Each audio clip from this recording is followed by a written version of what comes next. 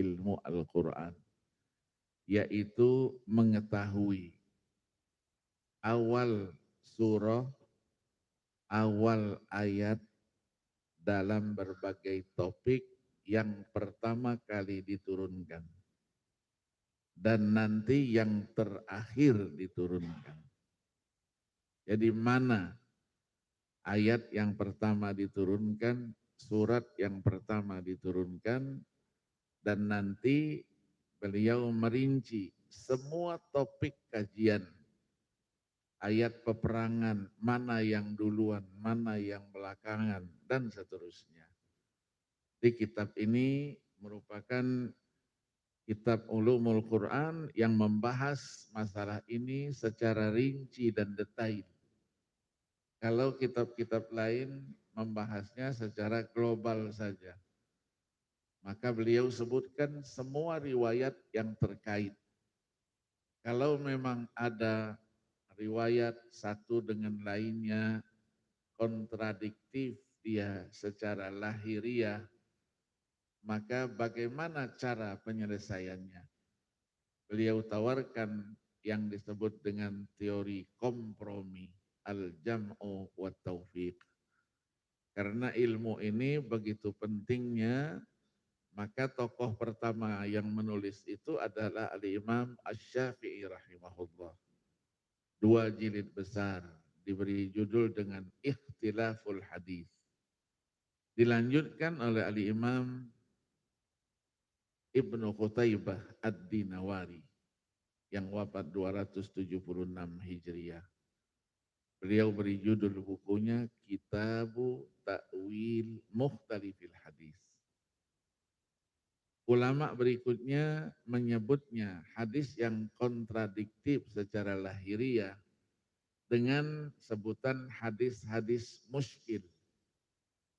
Ditulislah oleh Al-Imam At-Tahawi rahimahullah yang wafat 321 Hijriah, diberi judul dengan Muskilul Athar.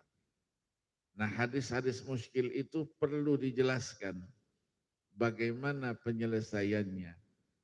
Karena secara logika tidak mungkin sumbernya satu, tapi yang sampai kepada kita secara berbeda-beda.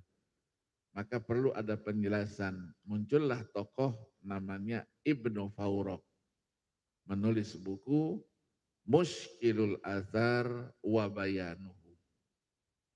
Kalau disertasi, banyak disertasi. Antara lain mungkin tulisan daripada salah seorang imam Masjidil Haram, anak daripada Abdullah Khayyat yang bernama Usama.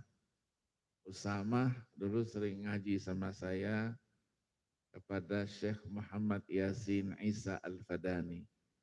Beliau nulis sebuah disertasi dengan judul Mukhtalifil Hadis Bainan Nuqat wal Muhaddithin. Tebal ya, sekitar 600-an halaman.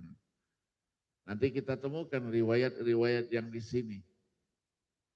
Ada riwayat nanti ayat yang pertama kali diturunkan adalah ayat-ayat awal dari surah Al-Alaq. Iqra.